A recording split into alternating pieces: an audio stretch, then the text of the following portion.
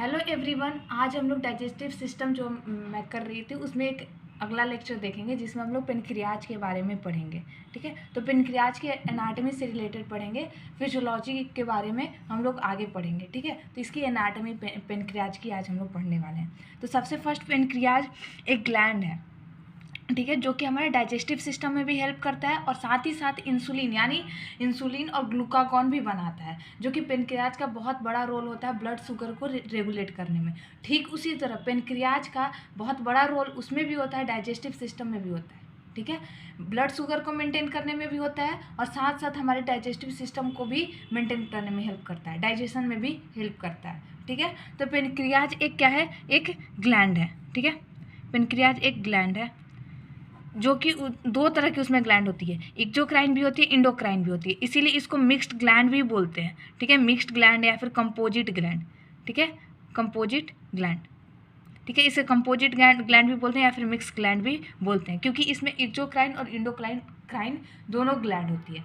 अब एक्सोक्राइन का मीनिंग क्या होता है कि इंजाइम ड्रेन्स इनटू डक्ट। अगर कोई भी इंजाइम यहाँ से पेनक्रियाज से रिलीज होती है, ठीक है, पेनक्रियाज से कोई इंजाइम रिलीज होती है और एक डक्ट में आके निकलती है, ठीक है, कोई डक्ट में आके निकलती है, तो उसे हम लोग बोलते हैं एक्सोक्राइन ग्लैंड। ठीक है, अगर वहीं कोई इंजाइम किसी ऑर्गन से निकलती है और सीधे वो ब्लड में आ जाती है, सीधे वो ब्लड में आ जाती है डायरेक्टली, तो उसे हम लोग बोलते हैं इंडोक्राइन ग्लैंड। ठीक है, तो एक्सोक्राइन ग्लैंड क्यों बोलेंगे, क्योंकि इंजाइम, बहुत सारी ऐसी इंजाइम, डाइजेस्टिव इंजाइम होती है जो कि पेनक्रियाज रिलीज करता है और वो डायरेक्टली डक्ट में छोड़ता है। ठीक है, कि डायरेक्टली वो ब्लड में नहीं छोड़ता है, उसका एक डक्ट होता है, उस डक्ट के थ्रू ड्यूडेनम में जाता है। ठीक है, पेनक्रेटिक डक्ट के थ्रू वो ड्यूडेनम में जाता है। ठीक है, लेकिन यहाँ पे ये ब्लड वेसल में चला जाता है डायरेक्टली। यहाँ से जब कोई इंसुलिन और ग्लूकागॉन जो होती है ब्लड शुगर को रेगुलेट करने वाली दो इंजाइम, ये डायरेक्टली ब्लड में चली जाती है। ठीक है, ये डायरेक्टली ब्लड में चली जाती है, तो इसलिए इसे बोलते हैं इंडोक्राइन ग्लैंड। ठीक है, तो ये इसमें दोनों प्रॉपर्टी होती है, एक्सोक्राइन की प्रॉपर्टी होती है और इंडोक्राइन की भी प्रॉपर्टी होती है, तो इसलिए इसे मिक्स्ड ग्लैंड भी बोलते हैं या फिर कंपोजिट ग्लैंड भी बोलते हैं। ठीक है, अब इसकी पोजीशन, ठीक है, अब इसकी पेनक्रियाज की पोजीशन हम लोग देखते हैं। तो lies posterior of abdominal wall, जो हमारा एब्डोमेन एरिया है उसके पोस्टीरियर साइड में ये स्थित होता है। पोस्टीरियर साइड इट मीन्स कि पीछे की तरफ। इंटीरियर हमारा आगे की तरफ होता है, फेस वाला जो हमारा साइड होता है वो इंटीरियर होता है, पीछे बैकबोन वाला जो साइड होता है वो पोस्टीरियर होता है। ठीक है, तो ये तो पोस्टीरियर एब्डोमिनल वॉल में रहती है। जो एब्डोमेन हमारा ये पूरा एब्डोमिन हो गया, इसे पीछे में ये पेनक्रियाज रहता है। ठीक है, स्टोमक के पीछे में रहता है, स्टोमक से हल्की सी पीछे में। ठीक है, लेकिन स्टोमक से नीचे और हल्की सी पीछे में। ठीक है, यहाँ इसके ऊपर स्टोमक होती है, इसके ऊपर ऐसे स्टोमक होती है। ठीक है, तो अब देखिए ये कहाँ पे लाई करता है। पहला देखिए कि पोस्टेरियर होता है, इसलिए इसे रेट्रोपेरिटोनियल भी बोलते हैं। बिहाइंड द स्टोमक, स्टोमक के पीछे होता है, इसी वजह से इसको पोस्टेरियर रहने की वजह से इसे हम लोग बोलते हैं रेट्रोपेरिटोनियल। ठीक है, अब दूसरा कि ये कहाँ पे स्थित होता है। वर्टिब्रा के हिसाब से देखें, पीछे हमारे वर्टिब्री होती है, लंबर होता है, सर्वाइकल होता है, थोरेसिक होता है। ठीक है, तो ये लंबर वाले रीजन में होता है। लंबर कितना होता है, 5 होता है हमारी बॉडी में, L1 L2 L3 L4 L5। ठीक है, 5 लंबर होता है, जिसमें से ये जो पेनक्रियाज आप देख रहे हो, ये पेनक्रियाज है, ये कहाँ पे स्थित है, L1 और L2 के बीच में। ठीक है, L1 और L2 के बीच में, ध्यान रहेगा। और यहाँ पे ये किससे जुड़ा रहता है, स्प्लीन से।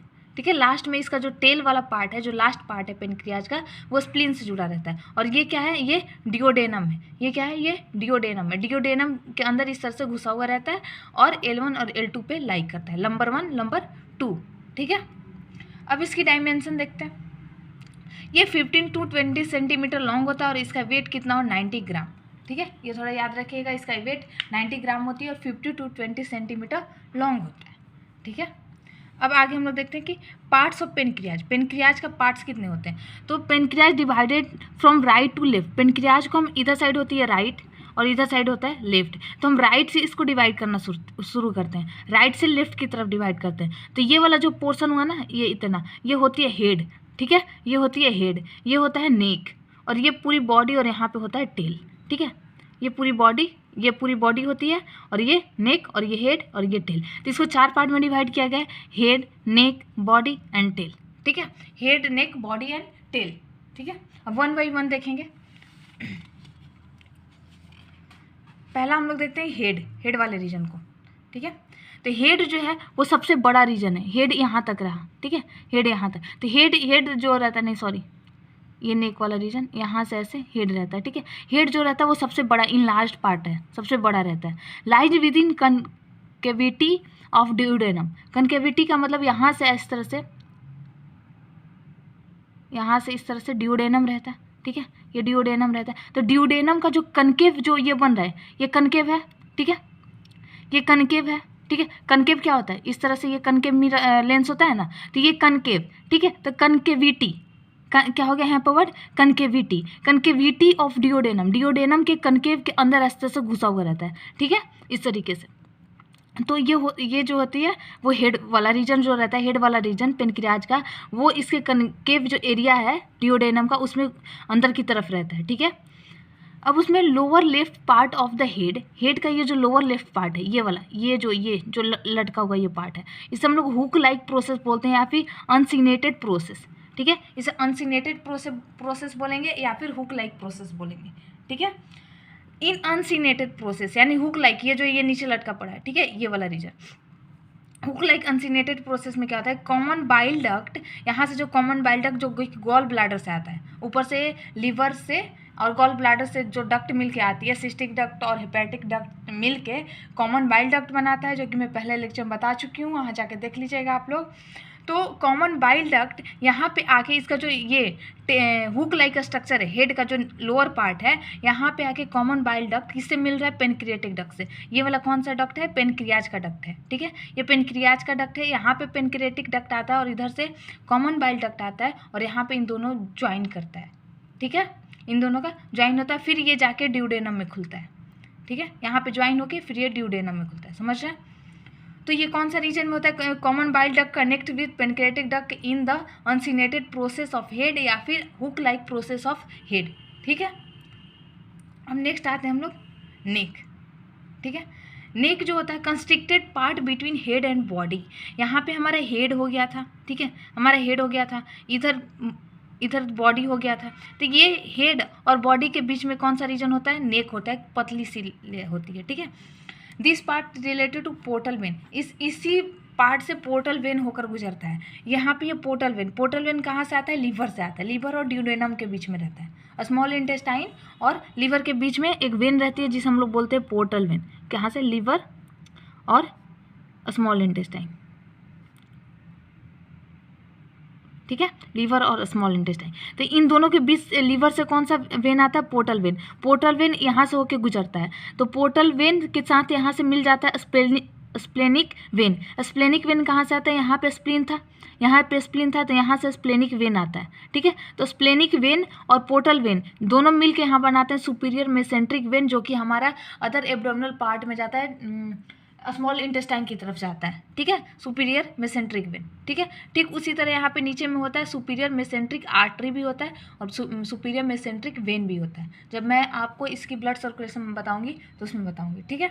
यहाँ पे पोर्टल वेन आता है जो कि किससे होकर गुजरता है, पेनक्रियाज से होकर गुजरता है। पेनक्रियाज के किस पार्ट से होकर गुजरता है, तो नेक जो उसका पार्ट है उससे होकर पोर्टल वेन गुजरता है, ठीक है। अब आते हैं हम बॉडी मैंने बताई हूँ कि ये कहाँ से कहाँ रहता है, नेक टू टेल की तरफ में, और इलोंगेटेड सबसे लंबी पार्ट होती है, ठीक है, ये सबसे लंबी पार्ट होती है।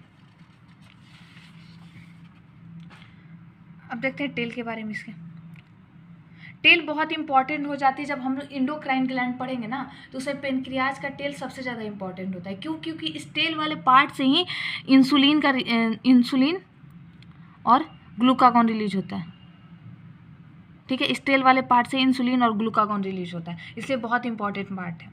ये सबसे नैरो होता है, सबसे पतली होती है। लेफ्ट ऑफ द पेनक्रियाज, ये राइट साइड है और ये लेफ्ट साइड है, तो लेफ्ट ऑफ पेनक्रियाज के लेफ्ट साइड में स्थित है, ये है टेल, ठीक है, ये होती है टेल।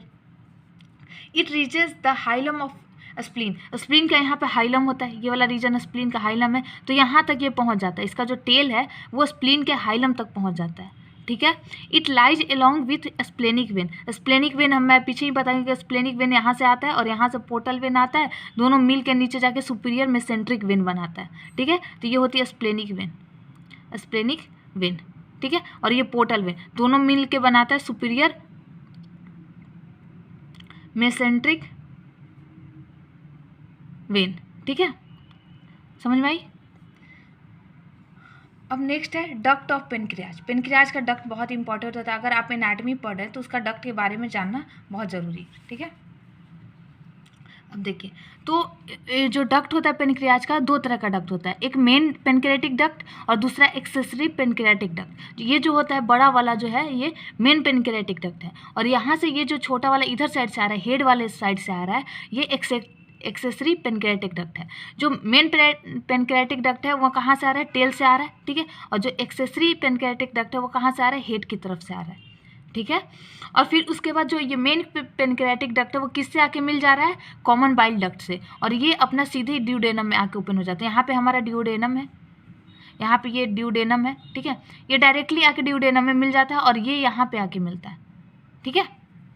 अब देखिए, तो मेन पेनक्रियाटिक डक्ट को हम क्या बोलते हैं, डक्ट ऑफ वायरसन, ठीक है, डक्ट ऑफ वायरसन। और एक्सेसरी पेनक्रियाटिक डक्ट को क्या बोलते हैं, डक्ट ऑफ सेंटोरिन, ठीक है, सेंटोरिनी, ठीक है। अब यहाँ पे देखिए, main pancreatic duct is lies near the posterior surface. जो मेन पेनक्रियाटिक डक्ट है वो पेनक्रियाज में भी, ये मेरा अगर हाथ है, ठीक है, तो ये अगर इंटीरियर पार्ट है तो ये वाला पार्ट क्या है, पोस्टीरियर है, ठीक। उसी तरह अगर ये पेनक्रियाज है तो पेनक्रियाज का ये ऊपर वाला जो सरफेस हमें दिख रहा है वो इंटीरियर है, और उसके जस्ट पीछे में क्या होगा, पोस्टीरियर। तो ये जो मेन पेनक्रियाटिक डक्ट है ये पीछे की साइड में होती है, ठीक है, हल्की पीछे की साइड में होती है, ठीक है, वही पोस्टीरियर सरफेस पे लाई करती है। It runs from tail towards head. ये कहाँ से, टेल से चल के हेड की तरफ आती है, ठीक है, मेन पेनक्रियाटिक डक्ट, ठीक है। Head of pancreas pancreatic duct connect with bile duct. अब यहाँ पे पेनक्रियाटिक डक्ट जो है, मेन पेनक्रियाटिक डक्ट, ये हेड वाले रीजन में आके कॉमन बाइल डक्ट से कनेक्ट हो जाती है। अभी मैंने बताया कि हेड वाले रीजन के जो ये हुक लाइक स्ट्रक्चर है, इस एरिया में आके वो ज्वाइन कर जाती है, ठीक है। Pancreatic duct connects with common bile duct, ठीक है। अब यहाँ पे देखिए एक चीज़, अभी मैंने बताया कि ये जो है एक्सेसरी है, ये जो है हेड की तरफ जो आ रही है वो एक्सेसरी पेनक्रियाटिक डक्ट है, और ये मेन पेनक्रियाटिक डक्ट है, ठीक है। ये मेन पेनक्रियाटिक डक्ट जो है, यहाँ पे ये जो आ रहा है कॉमन बाइल डक्ट, जो कि कहाँ से आ रहा है, गॉल ब्लैडर से, ठीक है, लीवर और गॉल ब्लैडर से कॉमन बाइल डक्ट, जिसमें बाइल जूस है, ठीक है। ये कॉमन बाइल डक्ट और ये मेन पेनक्रियाटिक डक्ट आके ड्यूडेनम में यहाँ खुलते हैं, ठीक है। और यहाँ पे एक ये जो एक्सेसरी वाला ये भी खुलता है, ये दोनों जगह आके ये खुलते हैं, ठीक है, दो जगह पे आके पेनक्रियाटिक डक्ट खुलता है। इससे हम लोग बोलते हैं मेजर, ठीक है, और इसे हम लोग बोलते हैं माइनर, ठीक है। इसे मेजर पार्ट बोलते हैं, मेजर पैपिला होती है यहाँ पे, ये मेजर पैपिला होती है, मेजर पैपिला ऑफ ड्यूडेनम, और ये माइनर पैपिला ऑफ ड्यूडेनम, ठीक है।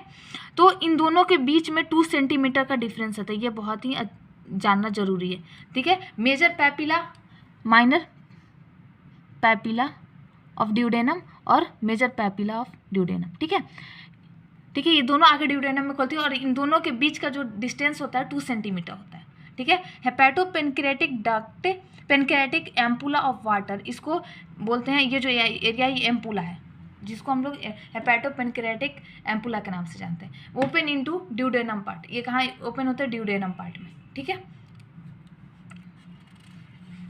अब वैसे हाँ ड्यूडेनम, ठीक है। अब देखिए आर्टेरियल सप्लाई, पेनक्रियाज का पेनक्रियाज को कौन सी आर्टरी ब्लड सप्लाई करती है, ठीक है। तो ब्लड सप्लाई करने के लिए स्प्लेनिक आर्टरी, जो कि स्प्लीन से निकलती है। फिर branches of superior inferior pancreatic duodenal artery, ठीक है। फिर नर्व सप्लाई, तो हमको पता है कि हमारे डाइजेस्टिव सिस्टम को सबसे ज़्यादा नर्व सप्लाई कहाँ से मिलती है, वेगस नर्व से। पैरासिम्पैथेटिक है तो वेगस नर्व से, और सिंपैथेटिक इमरजेंसी कंडीशन में लोअर थोरेसिक फाइबर से, ठीक है, लोअर थोरेसिक नर्व फाइबर से। जब नॉर्मल हमारा फंक्शन जब चल रहा है तो वेगस नर्व सप्लाई करेगा, ठीक है, सिग्नल, लेकिन अगर इमरजेंसी कंडीशन में लोअर थोरेसिक नर्व फाइबर्स, ठीक है। अब देखते हैं कि पेनक्रियाज जूस निकलती है पेनक्रियाटिक से, ठीक है, पेनक्रियाज से। तो उस पेनक्रियाज जूस में क्या क्या चीज़ें होती है, ठीक है, इसको हम लोग देख लेते हैं। तो पेनक्रियाज जूस में वाटर होता है, सॉलिड होता है, वाटर 99.5%, ठीक है, और सॉलिड पार्ट में 0.5% रहती है। जिस उस सॉलिड में क्या क्या चीज़ें होती है, ऑर्गेनिक और इनऑर्गेनिक, यानी कुछ आयंस रहते हैं। इनऑर्गेनिक का मतलब कुछ आयंस उसमें रहते हैं, sodium, potassium, calcium, magnesium and chloride, ठीक है, ये आयंस रहते हैं। ऑर्गेनिक में एंजाइम रहते हैं, ठीक है, और अदर कुछ प्रोटीन्स रहते हैं, इंजाइम अदर में एल्बुमिन और ग्लोबुलिन रहते हैं। इंजाइम्स में प्रोटियोलाइटिक इंजाइम, ये इंजाइम याद रखिएगा, आगे मैं जब डाइजेशन का फिजियोलॉजी बताऊंगी तो उसमें इंपॉर्टेंट है। ट्रिप्सिनोजेन, कीमोट्रिप्सिनोजेन, प्रोटीलेज, फिर प्रोकार्बोपेप्टाइडेज, ठीक है। एमाइलेज, ये प्रोटीन का डाइजेशन करता है। किसी का डाइजेशन करता है? प्रोटीन का, ठीक है। एमाइलेट जो है वो किसी का डाइजेशन करता है? कार्बोहाइड्रेट का, ठीक है, कार्बोहाइड्रेट का। अब यहाँ पे लिपोलाइटिक है, पेनक्रियाटिक लाइपेज या फिर फॉस्फोलाइपेज, ये किस चीज़ का करता है? लिपिड का, यानी फैट का। लिपिड यानी फैट का, ठीक है। न्यूक्लिएज, ये किसी का, अगर हम कोई भी चीज़ खाते हैं उसमें आरएनए डीएनए रहता है, तो उसकी डाइजेशन कौन करता है? न्यूक्लिएजेज। आरएनएज, अगर आरएनए है तो आरएनएज करेगा उसका डाइजेशन, और डीएनएज है तो डीएनएज करेगा, यानी न्यूक्लिक एसिड का करता है। न्यूक्लिक एसिड दो होते हैं, आरएनए और डीएनए। न्यूक्लिक एसिड का ये डाइजेशन करता है, ठीक है। तो ये आई थिंक एनफ लेक्चर होगा पेनक्रियाज पे। तो अगर आपको ये लेक्चर और ये नोट्स जो है वो पसंद आई हो तो प्लीज़ चैनल को लाइक एंड सब्सक्राइब करें। Thank you. और इसका मैं पीडीएफ के रूप में नोट्स डिस्क्रिप्शन में डाल दूँगी, जिनको ज़रूरत हो वो आप वहाँ से ले लीजिएगा। Thank you.